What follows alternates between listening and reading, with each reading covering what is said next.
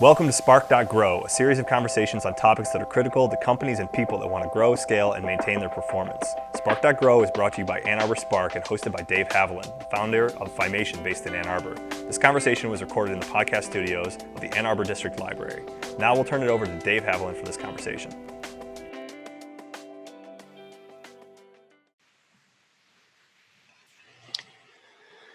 Welcome to the Spark.Grow podcast, first post-COVID edition.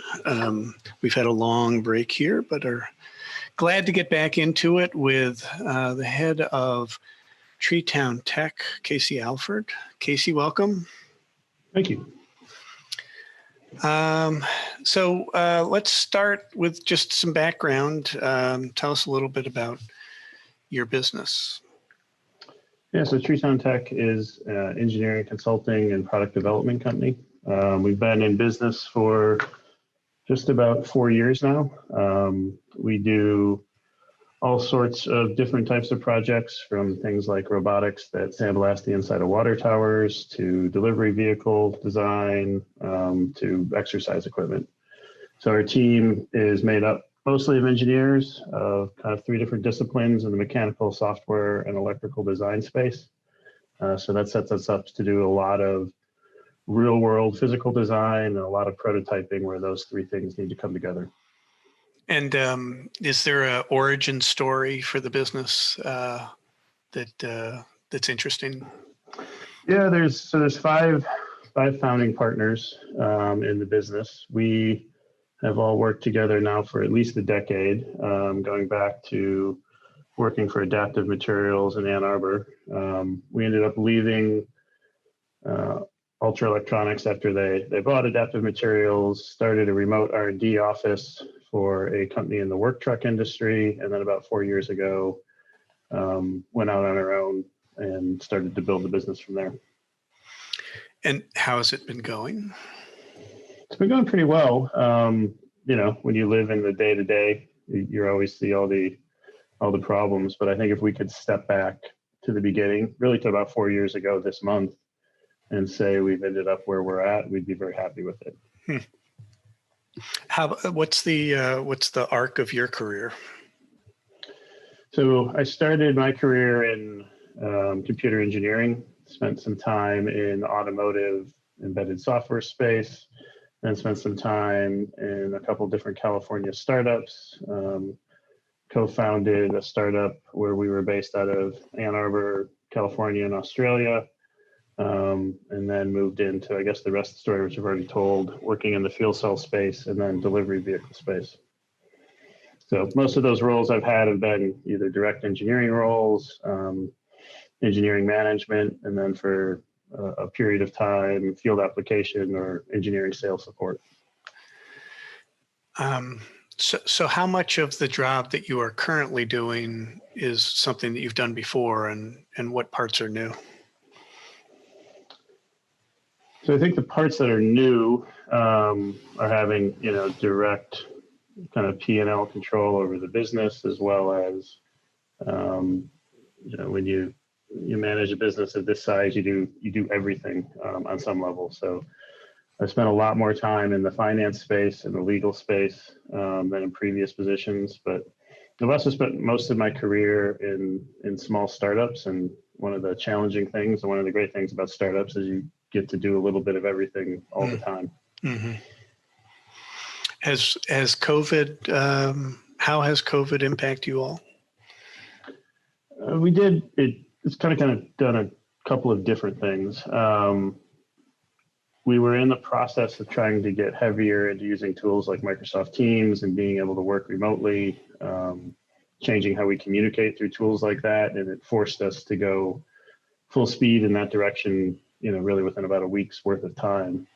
Our team's done an amazing job taking equipment home, taking work home, figuring out how to keep getting stuff done by having people using our lab or shop space at different time schedules.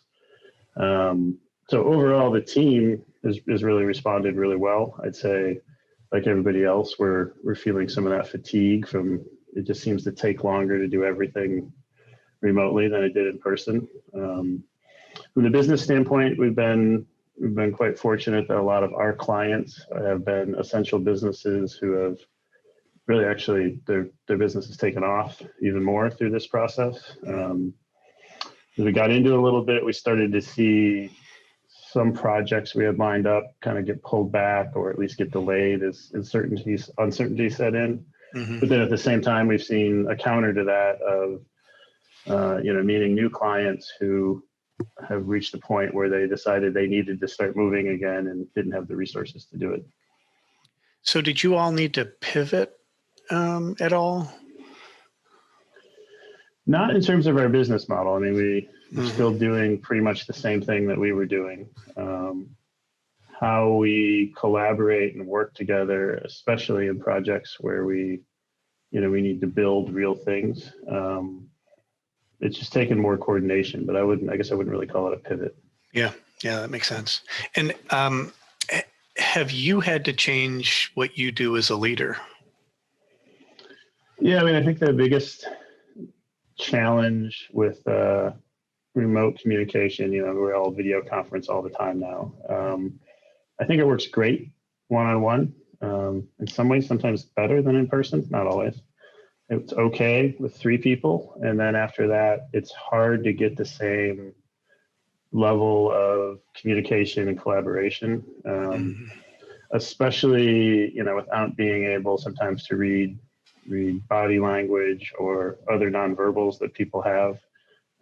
It can be frustrating, to talk to a bunch of black boxes on a screen from time to time. So we try to encourage people to use cameras, but that's not always feasible with some of the internet connections that some of our team has. So it's been hard to always get a read on where people are at. It's easier, I think, to do in person than it is remotely. Yeah. And how would you describe your leadership style? The reason I thought of that is because I was thinking, has your leadership style had to change at all? But I guess let's start with how you would describe your leadership style to begin with. It's a good question. I'd like to think that I'm a leader that kind of reaches decisions by consensus, that tries to, push everybody on our team to be in a better position. I've always seen leadership much more as a service position than kind of a command position. The people I've worked for in the past that I really responded to, treated our working relationship as a partnership. They were there to knock down as many roadblocks and try to make people successful. And it's at least how I like to think that I lead. Nice. And has COVID kind of, made that easier or more important or harder, less important? Have there been any changes? I think it's probably made it more important. It's definitely taken more communication to kind of achieve the same baseline and the same level of success as before. When everything has to be scheduled, I think we end up what could be a 4-minute conversation often turns into a 25-minute conversation. So trying to find a balance between, the level of communication that we need and the efficiency of the team is, something that I would say we're struggling with through COVID, but it's something that's taking a lot of energy to get through with COVID. And what kind of communication cadences or processes or structures or anything like that do you have in the business for the company as a whole to know what's going on?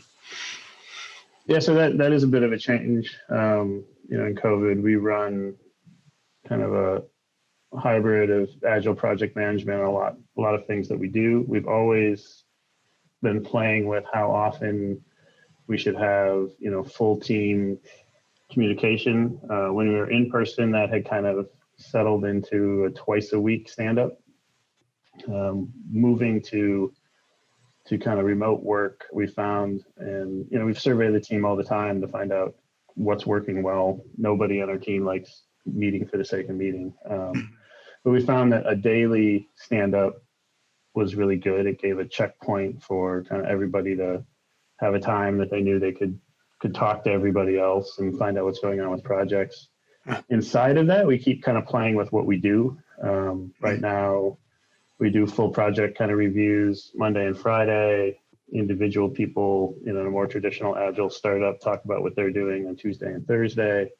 And then Wednesday, we've kind of been leaving open for full company updates or special projects that people are working on, any of that kind of stuff. And how long are those stand-ups? The longest, they're 30 minutes, and at the shortest, they're usually 10. Huh. You supplement that with any bigger meetings or other conversations with the company? Yeah, I mean, we're 15 people, so our project process handles most of the other project-specific meetings. And at 15 people, that's a lot of overlap. So most people are interacting with most other people at various times throughout the week. Mm-hmm. Those tend to meet every week or every other week. We do quarterly company updates, reviews. We've also got some initiatives going with things like lunch and learns, which could be very specific to our business, or it could be something along the lines of, a new process you learned in cooking pizzas over a wood fire. So all of those together kind of add up for, a lot of communication. The other thing we've been working on is, for a lot of companies, we'd have one-on-one meetings between people and their manager, but we've actually tried to kind of expand that to a 3-person meeting, but the theory being more interaction between more people leads to, a much stronger network inside the company. And it sounds like you're still using that 3 people instead of one-on-ones. How do you think it's working? Is it something you recommend other people try? I think it's definitely worth trying. I think the pairing of those 3 people is something you kind of have to spend a lot of time playing with. And then I also, which we're just now starting to do, think then you have to break it all up and kind of put it back together again. Meaning change up the change up the groups, change up the pairing, try and, we sometimes try and pair much more senior, more junior, team members. And it works well when you can kind of get then an organic conversation going. But that's largely true with any one-on-one. Do you get into conflict in those meetings? Does conflict come up more easily or less easily when you're dealing with 3? Yeah, that's a good. So far, I think less conflict has actually kind of come out of those meetings,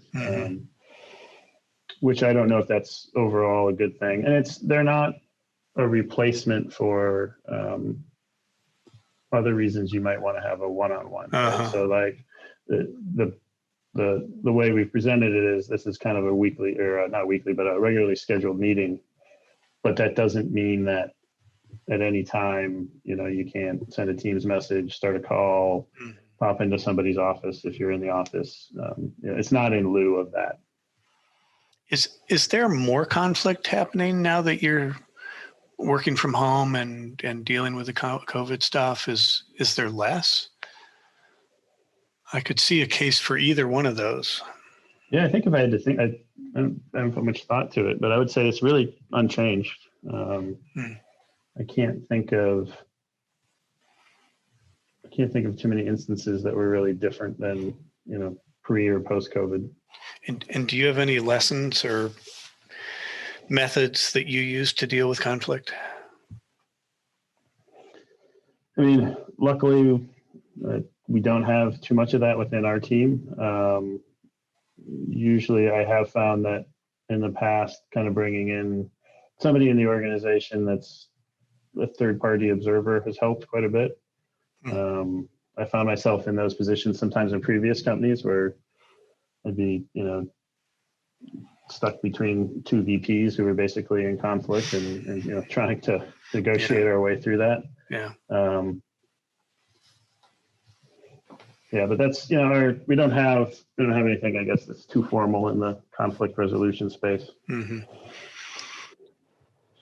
I have a couple more areas of leadership that I think are interesting to explore, and then maybe we'll change gears. The first one is, what's your favorite part of the leadership role that you play? I mean, I think the easy answer to that is watching people grow, right? So Hmm. being able to spend time mentoring people, learning from people as well, and then being able to, especially set up situations where they can grow and succeed. Hmm. Um, to me, in leadership, the best times are when you were potentially leading a group and all of a sudden you look around and they're completely doing that themselves, and then that means you can move on to something else. Yeah, nice. How about the hardest thing? The hardest thing right now is just finding enough time. I feel like I said, with the increased amount of time it takes to talk to people and just get through each day, that there isn't as much time available as there used to be. And then the other obvious, easiest answer to that one is when you get into situations, in a leadership role where you aren't getting the performance that you are looking for or need, and how do you work through those? Yeah. Any lessons or insights around that? I mean, it's something I'm trying to always get better at. I don't think it's something that I'm very good at this point. Any time in the past when I've done anything than just direct, honest communication, at the end, I've always looked back and said, that would have been a lot easier way to go about it. All right. I like it. You all sounds like operate a lot in the innovation space. So do you have a formal process that you work with, or do you have some core principles that you orient around? Yeah, no, we don't really have a formal process. There's a bunch of different innovation playbooks that are out there, different ways of charting, graphing, going after, and finding what space might be ripe to innovation. But we use those sometimes when they make sense.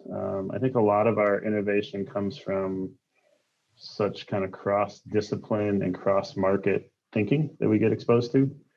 So we end up working in all sorts of different industries that it's, a lot of times you'll go, hey, this problem we've solved over here, this industry, this current project isn't thinking about it, but it might be a really good fit.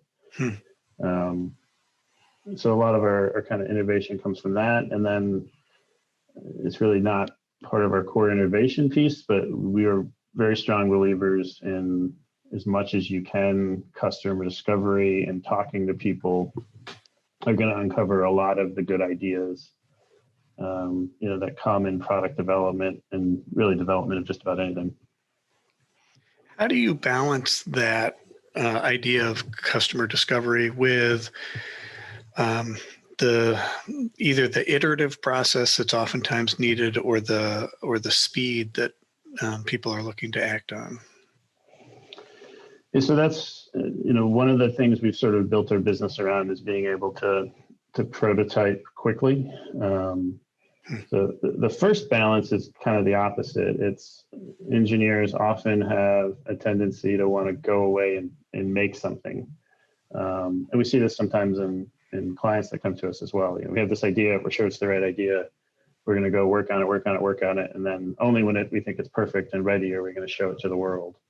So part of our process is we try to, within our own team and also with other people that we're working with, kind of push that maybe that isn't the best approach, that actually doing some level of customer discovery, validating that the pain you think you're solving is really a pain, is really worth the time. And in our own internal R&D investments over the last 4 years, I think that's a lesson that we've probably learned 2 or 3 different times now. So we've started to develop a much more robust customer discovery piece of our internal R&D process. And, so I think that's a piece of it. But then the next piece is, how fast can you build and get something into somebody's hands to get feedback?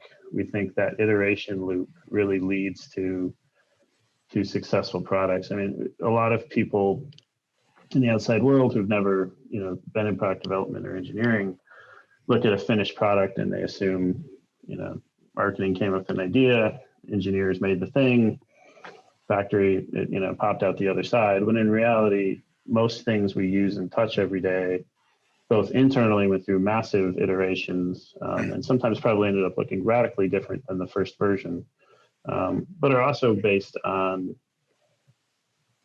products that have been in a marketplace for years and years and years, and are small iterations on top of that. So we've set up to be able to try to get things into people's hands as soon as possible, to get feedback, especially in physical products. It really helps to be able to touch and hold and see things, but at the same time, using as many off-the-shelf building blocks as we can to skip the non-core function kind of pieces, so we don't spend a lot of time working on something that might change as the product iterates through that process. So it's really about managing your risk or your key feature or features through those first iterations, and trying to take that first level of customer discovery where we said, hey, we think we've identified the pain points that we're going to solve or the features that we're going to create, and then getting to something that we can touch and see as quickly as possible. That takes a lot of balance, and explaining that process to who we're working with if they're not used to it, because those first versions often look like Frankenstein's, right? There's wires everywhere. There's this piece is not the way it's going to be. So you can't set it up as this is a demo of the final thing. You really have to kind of set up the expectation that, hey, we're just trying this out and we want to get feedback. But again, getting people together, touching, feeling, holding, doing, changing designs is really our process there. And you all clearly have a lot of skills and expertise around the technical side. How often are you involved with your customers on some of the business issues that they have? More often, than I think maybe even we expected in the beginning. There's an old view of system engineering where you probably can, marketing defines a problem, somebody architects the solution, you define all the interfaces, you move to the, it's that old traditional kind of waterfall approach. But the reality is anything you're going to the market with is kind of a never-ending negotiation and dance with a combination of operations, marketing, and sales. So because of that, we often find, especially at the beginning of our projects, that we need to spend a lot of time working through how many are you going to build, what's your real target market size, what cost structure is in play. And all of those things help to set up the kind of toolbox that we can use to, if you're going to build one of something, it's a whole different approach than if you're going to build 10 million of something. And there may be a technical solution, but that technical solution can't support the price point. And without the price point, the whole business model falls apart. Yeah. So one way to do that is you come in and you say, it has to be this price, it has to be this, it has to be that. But when you do that, you really start to kind of stifle the creativity of the technical team. So we found that that's kind of a constant evolving set of requirements and communication and price point. And it's real common, especially early in a project, for those things to move kind of fluidly as the designs change. And do you all, so you clearly operate in the innovation space a lot with customers. You also mentioned that you have an internal R&D function. What's the biggest gap between the stuff that you do with customers and then the cobbler not, making his own shoes, and what you don't do internally in your own IR&D program? I think in the beginning of our internal IR&D program, we didn't do that first piece that I just talked about. We didn't spend enough time on the business side of it, on the business plan, go to market. How is this business going to scale? A good example of that, we created a product a few years ago that controls gas regulation to beverages, so mostly for beer and carbonation. And we had a pretty successful technical prototype. And it was only later when we went, all right, how are we going to take this to market, that it really kind of showed us that the way the business is going to scale is going to be largely a boots on the ground sales and marketing operation, which is not our strength, right? And we all kind of looked at each other and said, yeah, we don't really want to do that. So we abandoned that. But I think if we had spent more time up front, we would have probably seen that earlier. I still think it was a valuable time that we put into it, but from a business sense, the return obviously didn't happen. So I think that your question of how are they different, I don't think they should be different really at all. It's just the client in the case of internal is us. So we've also, part of our process then has been who's ever pitching the idea and coming up with it has a different set of people kind of challenging and reviewing it within the framework of the IR&D process. Do you manage your IR&D ideas as a portfolio and kind of look at multiple ones at a time, or is it more individual consideration? It's a kind of a combination of both. So we've started to develop a portfolio of things we're interested in going after, and those are not always, this is a product we want to take to the market or a product we want to bring to the consulting space. Sometimes we're now treating IR&D as also, it's not, I don't want to call it training because it's more than training, but a space for, our business really is the talent of our team and the expertise of our team, which means we have to be kind of always, and those are, the only people we really have, but always curious about new things. Yep. How are we going to learn from them? And so we think, part of your time allocation at Treetown Tech is being able to spend some time on those things. But we think running that through the IR&D process kind of helps guide that and where it's headed, and maybe catch other initiatives that other people aren't aware of and find a way to kind of, push them together into something more powerful. Yeah. Yeah. I have a client that calls that competency growth or competency growing or something like that. All right. Is there anything else about innovation that you think would be worth any other insights about that? I want to change gears and talk a little bit about strategy and decision making, but you have a lot of experience on innovation. Yeah, no, I think we've kind of hit on the high points there. So if you want to move on, that'd be great. So, how do you all? What does good decision making look like? Do you think, and how do you all make big decisions? Okay, maybe start that the other way. We tend to make all of our big decisions as a group. We definitely make big decisions as an ownership group, but more times than not, our full team is involved with anything that's a big decision.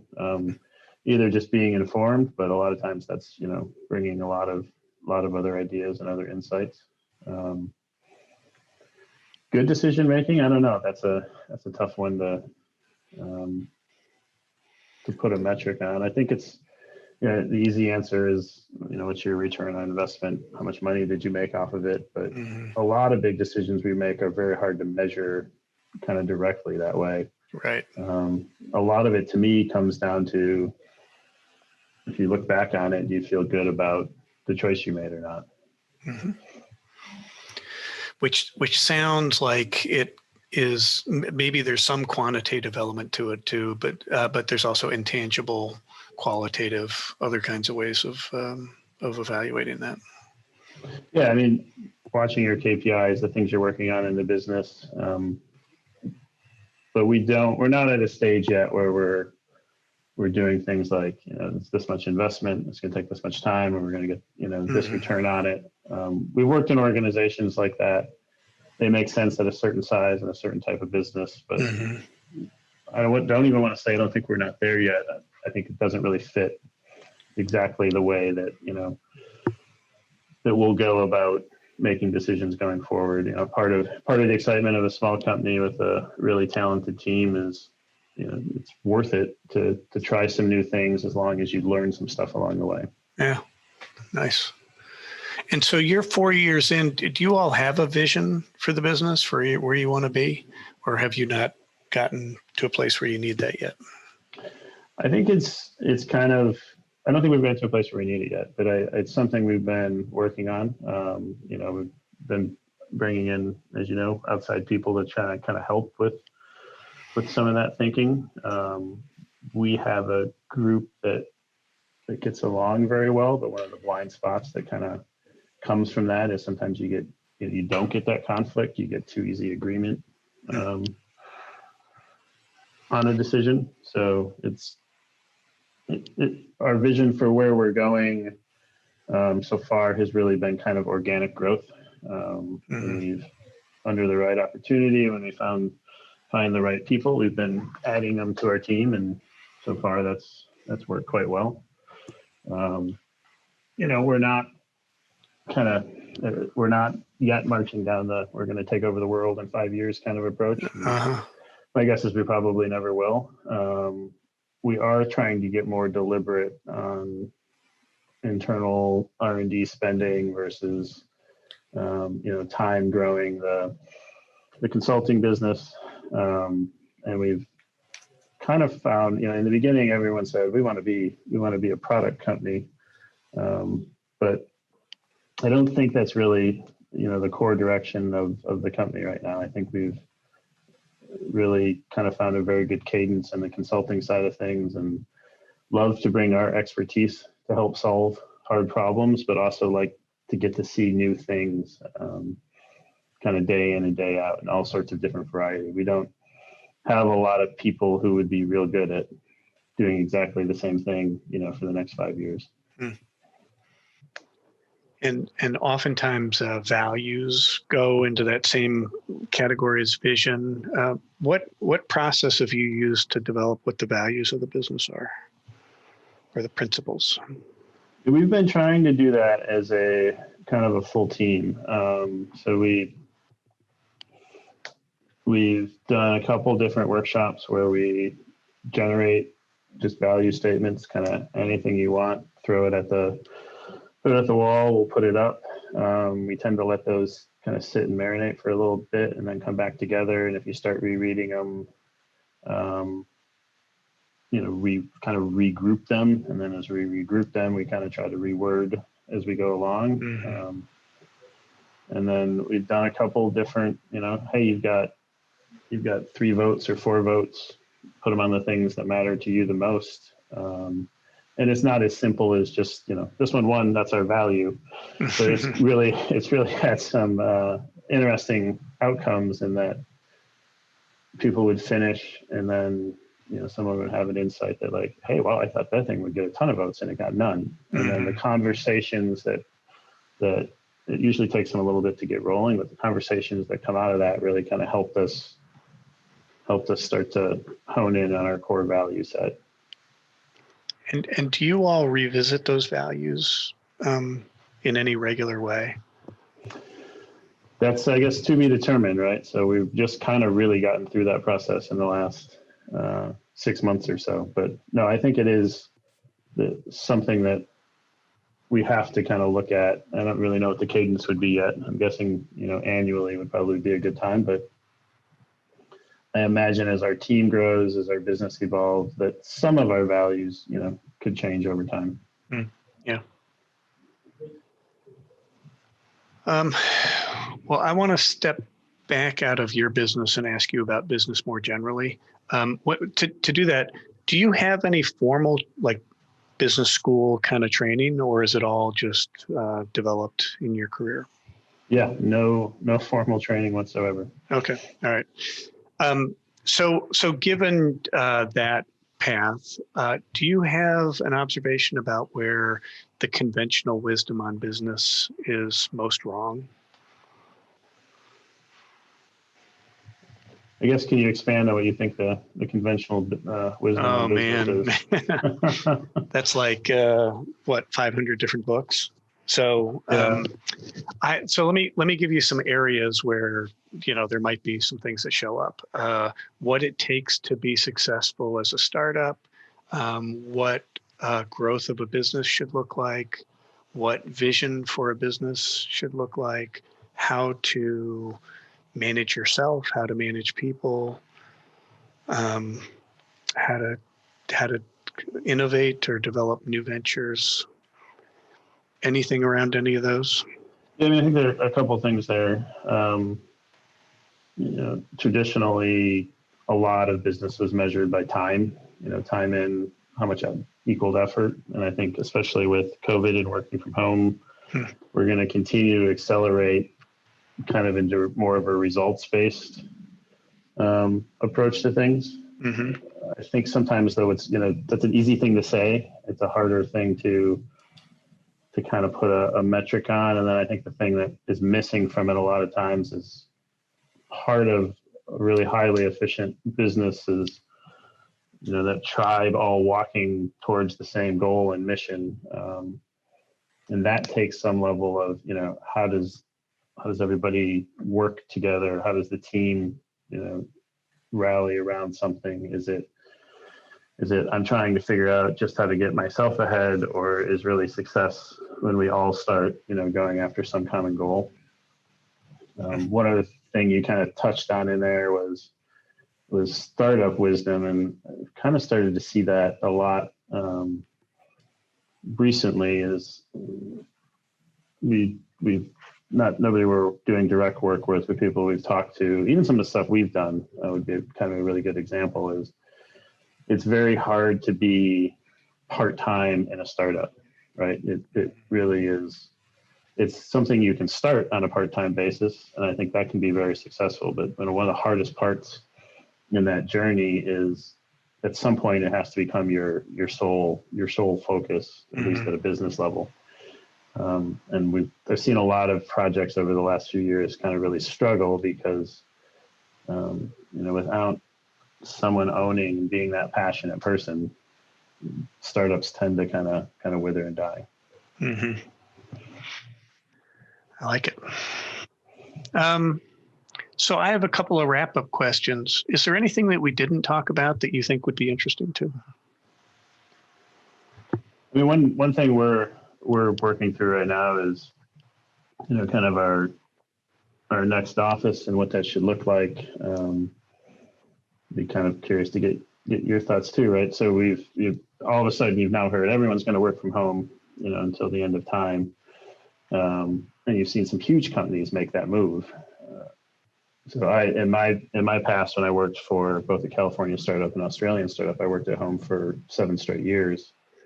And that's about the point where most people, I think, start to go crazy. So I guess I'm curious on going forward, those sort of easy blanket statements, how many people in that space have really done it for that long, or have done it in a family situation. For me, before I had children, it wasn't so hard to work from home, but afterwards it became nearly impossible. Yeah. I don't know if you have any thoughts on that. Oh, I love it. So I tend to like to zag when other people are zigging, or whatever that would be. I think that there's going to be an opportunity for having in-person meetings and in-person space that it's maybe not necessary anymore, but it will be a way to stand out or create a different experience or offer something different. So my sense is that the pendulum is going to swing back again, and that we're going to value that. Now, that said, these are big decisions. They impact a lot of things. And when I think about that, I oftentimes go to a framework of, is this something I want to play offense on, or is this something I want to play defense on? And that question is best answered by deciding, well, what are the different things that I want to play offense on, and what are the defense, and so that I have that full picture. And if I am playing offense on it, then I'm focused on the impact that it can have in the business. And if I'm playing defense, then I'm really kind of preserving, I think they call it optionality in investing. I'm preserving my resources so that they're available in case I want to do something different with them. And these offices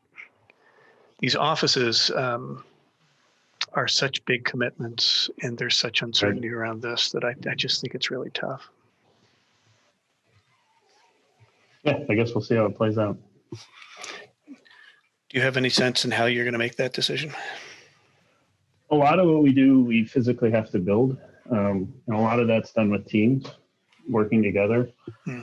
So what I think that means for us is we're largely set up as a place where everybody has some space to work from, and some spaces to, collaborate and build stuff together. I hope what it means, though, is that we now have all of the infrastructure in place that working remotely is pretty easy and everyone's kind of used to it. Mm-hmm. One of the problems you've had in the past is somebody's not in the office, they're working remotely, people don't want to bother them, so they don't include them in a meeting or a conversation, and and then bad communication usually kind of happens from there. I hope we end up with a spot where everybody, would be a good day for me to get 8 hours of uninterrupted head down kind of work, and I can do that better from home. Then do that. And if today is a day that either I need the energy of the people in the office or just the ability to collaborate at speed, that we've got good spaces set up to do that as well. Yeah. So I love that. Any other ideas before we move to my last questions? No, I think the last question would be great. All right. Well, there's two different time frames. The first is the next year, and then the second is the next half decade or decade, whatever long term means to you. And like, what are you most worried about within that time frame, and what are you most excited about? And that can be in the world at large, for you individually, for your business, wherever you want to take it. It's such an easy answer right now, but in the short time frame is a combination of what the pandemic does to everybody in general, but specifically speaking for our business or other businesses, how long will this go on, and what does it look like both during it and on the other side? I've been kind of amazed so far at how little impact there's been for such large scale kind of economic damage. Yeah. And it feels to me like there's still some reckoning to come from that, but it's also been such a very strange recession that it's, created such big winners to go with the losers, which is not, usually everybody kind of comes down at least some. So, to me, that's the thing I'm definitely most worried about in the short term. And then just going with that, the huge mental health toll that I think this is taking on people that I think will be paying or trying to dig our way out of that. It's probably not the best way to put it, but for some time going forward. Longer term, to me, just being part of the kind of the Ann Arbor ecosystem is incredibly exciting. So I've been in Ann Arbor since 1997, and it really, I don't have any data to back this up, but it really feels to me like if you go to like downtown and the south side, like really all over kind of the area, there are a lot of exciting startups in the technology space. For a while, it felt like downtown was, mostly lawyers and kind of other business offices. Now you see a ton of software. For a while, the only kind of startups in Ann Arbor felt like medical device companies, which are still seem to be very strong here. But now you have all sorts of other companies coming out of it, and now we're kind of entering that, with LlamaSoft this week and Duo last year, that phase where you would hope that that kind of money keeps going back into new and innovative things, and that where we're at now, 5 to 10 years from now, will be that much further beyond it. Sounds really cool.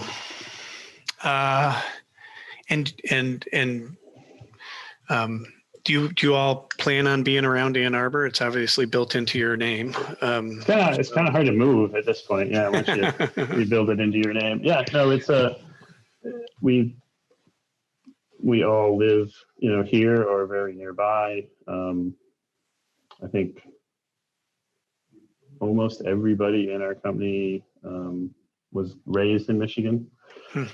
So it's and we've, that's one of the things we've attracted some of the newer talent we've brought in the last year is people that were from here and left and are coming back. So yeah, I don't see any reason why we wouldn't be in this area for, pretty much the foreseeable future going forward. Yeah, nice. All right. So, Casey, if people want to get in touch with you, what's the best way that you want to manage that? Well, you can find us on the web at www.tretontech.com, or my email is casey.alford@tretontech.com, or you can probably find me on LinkedIn. Sounds great.